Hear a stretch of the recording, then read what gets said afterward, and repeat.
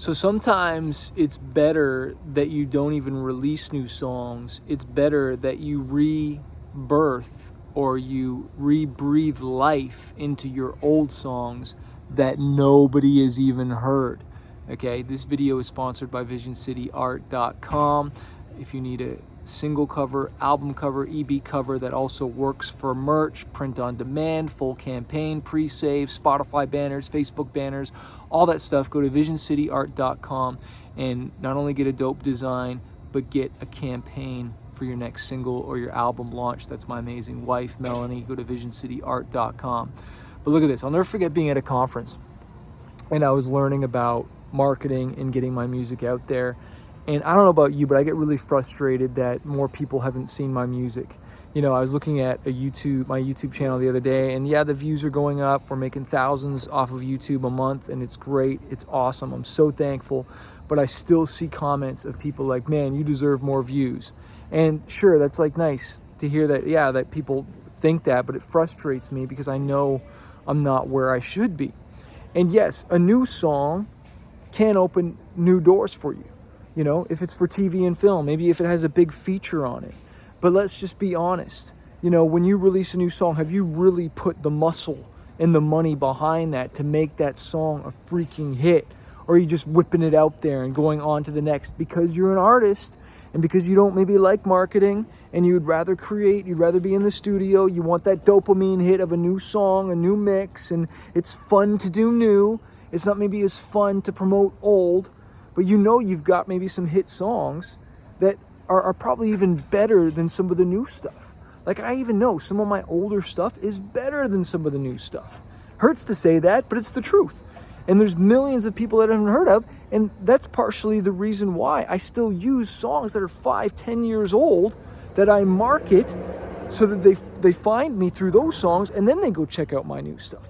But I'll never forget turning to my wife one time, and I was just saying at this conference, I'm like, I need to just promote the song. I don't need to release any new music. I need to figure out what is my funnel to get new fans, monetize those fans, keep those fans, get them into the reoccurring revenue so that they keep spending more money with them, figure out what my system is to get new fans coming in. Because look, if you are not growing, you are dying.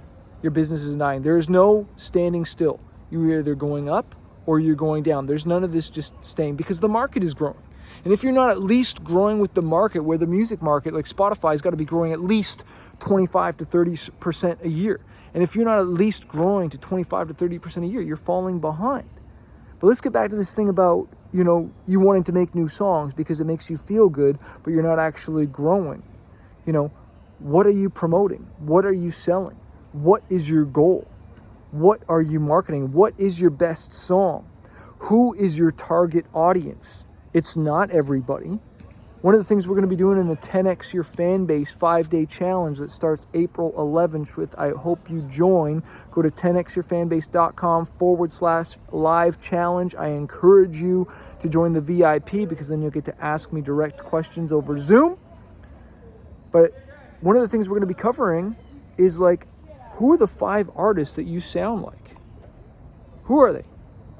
Mine's Linkin Park, Papa Roach, Limp Bizkit, Breaking Benjamin, a little stretching it, 3 Days Grace, a little stretching it. Okay, there's my 5. That's pretty dang close. Okay, what are your 5? Why do I have my 5? Because I want to make sure that I'm marketing to someone.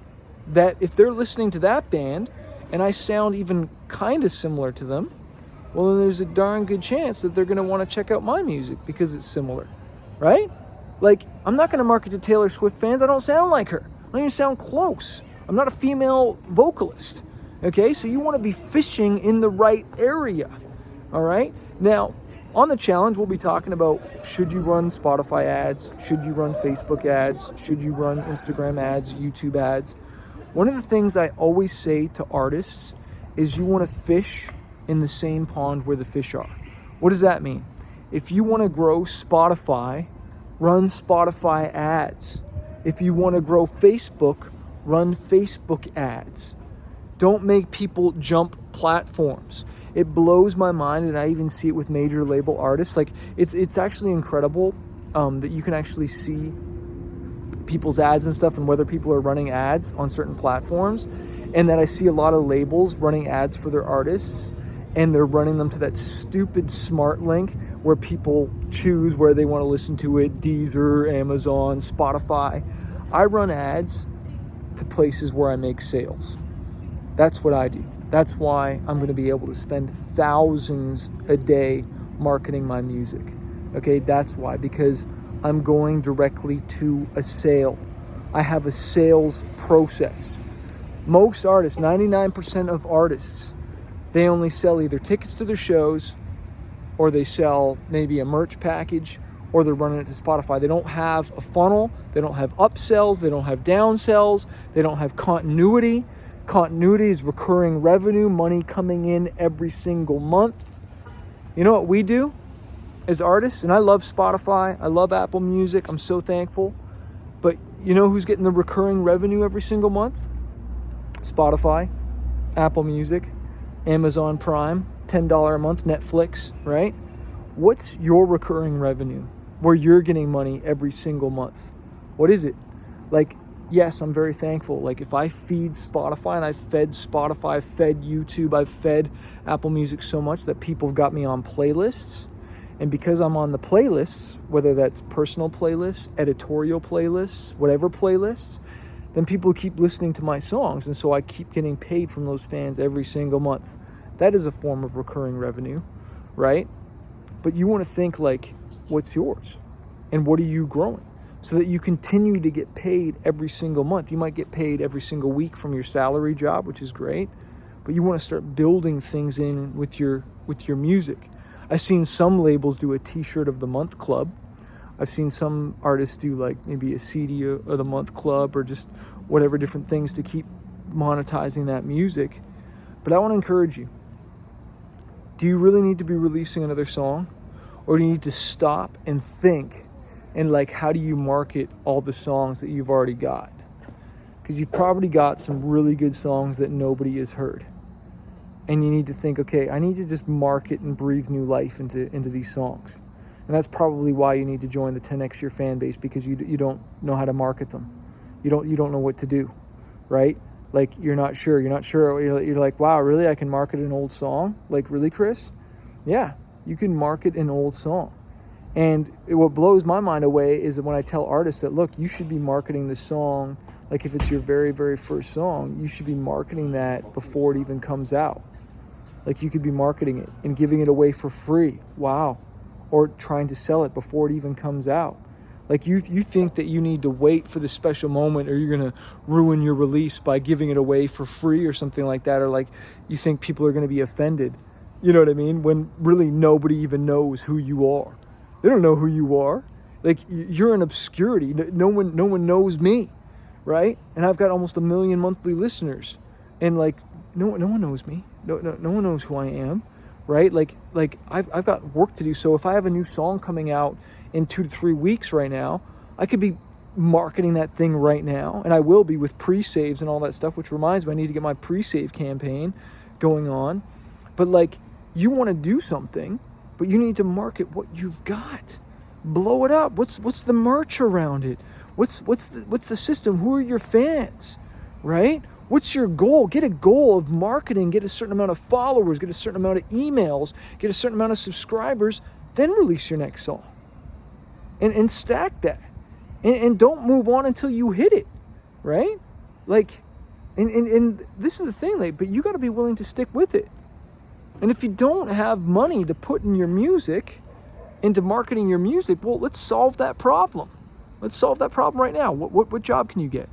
You know? Like, what, how can you increase your income? What can you sell?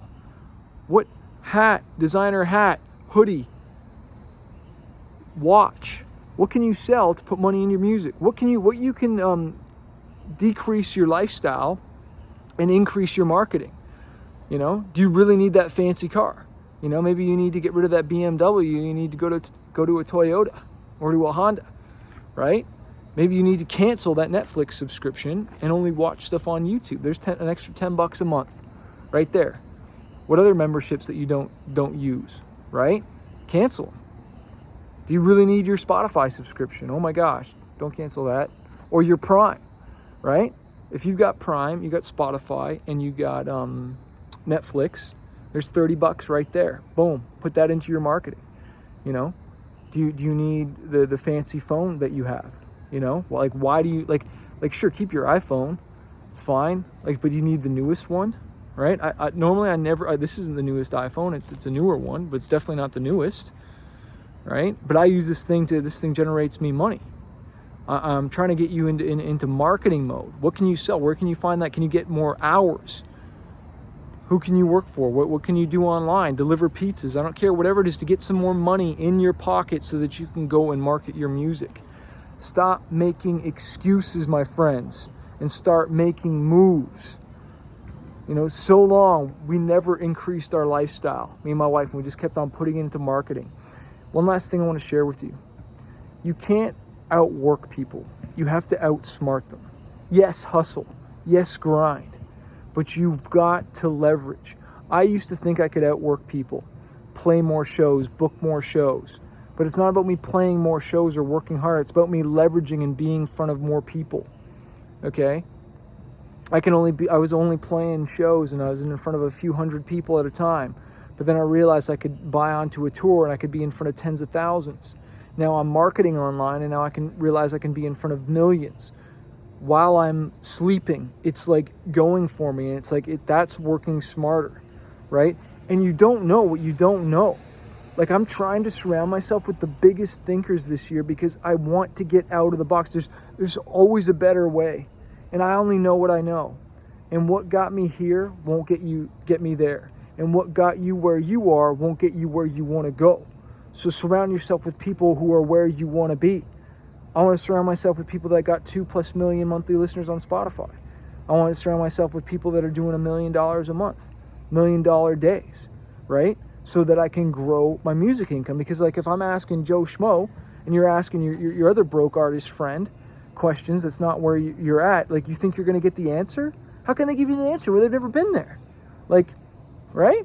Like, I can ask my wife for advice and whatnot, and that's great, and she helps me out, and she's one of my biggest encouragements. And if you don't have a spouse or a boyfriend or girlfriend who really believes in you, well, just get yourself around with people that believe in you. That's really important. But there's just certain things that I'm not going to be able to get from my wife that I'm going to have to ask somebody else that has a different perspective and say, Chris, why don't you do this? And so many times that's happened, and I'm like, oh my gosh. And it's like, I need to implement that now, today, go, right? So that's why you need to join this 10X Your Fanbase challenge. Go to 10xyourfanbase.com/challenge. Get around some people that are going to make you think bigger, make you stretch, man. Let's do this. Let's market our songs. Let's go, let's go, let's go. There's enough fish in the pond, in the ocean for all of us. Let's grow this year. Let's fight for our dreams. Let's make it happen. Leave a comment in the video below or subscribe to this. Let me know that this is helping you. Leave me a review on iTunes, please, if this podcast has been helping you. That supposedly helps us out a lot, and there's lots more artists to help, right? Let's all win. Let's kick some serious butt this year. I want to say again, this video is sponsored by VisionCityArt.com. Go get yourself a design package. Blow it up. Surround yourself with A-list designers. Surround yourself with A-list artists that are killing it, that want to see you grow.